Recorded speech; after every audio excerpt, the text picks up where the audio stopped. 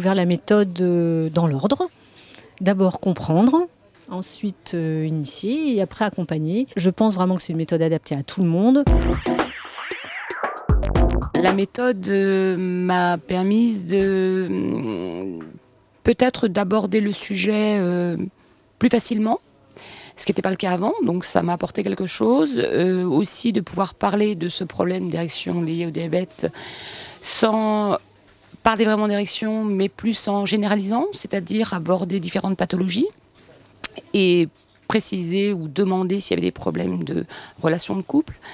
Et donc ça apporte des pistes, effectivement, pour ouvrir le dialogue avec le patient et lui permettre de pouvoir en parler s'il a besoin. Le patient diabétique, bien sûr, c'est le patient incontournable, mais ça n'est pas que le seul qui soit concerné par ce genre de soucis, par effet indirect ou des traitements ou de la pathologie. Cette méthode CIA m'a d'abord resitué le diabète dans sa globalité, parce que j'avais oublié bien des points statistiques. Ça m'a permis de prendre conscience qu'il faut d'abord rassurer le patient pour pouvoir entamer un dialogue avec lui sur un problème aussi intime que la dysfonction érectile. Et ça m'a permis de comprendre comment aborder le patient pour qu'il arrive à parler, à s'exprimer, à se déculpabiliser et à être plus serein pour pouvoir aborder tous les types de problèmes avec nous.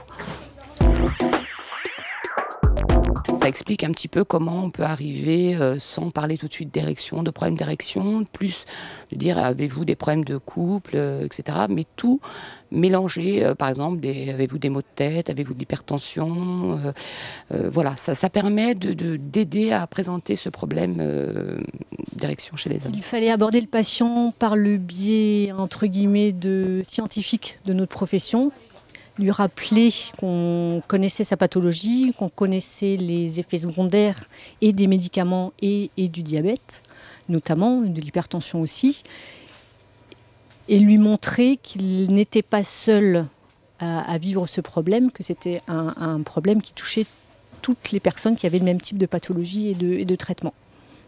Donc le visiteur médical est un atout important pour cette formation parce qu'il va l'humaniser, il va nous apporter les mots dont on a besoin, il va nous permettre d'entamer un premier dialogue avec lui, éventuellement de refaire des mini-cas de comptoir et on pourra s'adresser à lui pour comprendre toute la psychologie des mots qu'il faut utiliser et ne pas utiliser.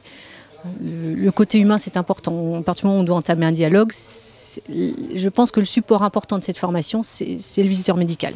La regarder tout seul dans un bureau, ça n'a pas le même impact, ça n'a pas le même intérêt et ça déshumanise un petit peu la formation. On a besoin des visiteurs médicaux comme support de ce support. Ah oui, l'objectif, c'est qu'ils, voilà, tout à fait, c'est qu'ils abordent le problème comme un vrai problème médical, qu'ils aient bien conscience que ça peut se soigner, que ça se traite, que c'est dommage et inutile de rester avec une souffrance qui peut être compensée par des médicaments. Ça fait partie de notre travail. On est là pour que les gens aillent mieux, que ce soit moralement et physiquement. Moi, mon objectif, c'est que mes clients, ils vivent dans un certain bien-être.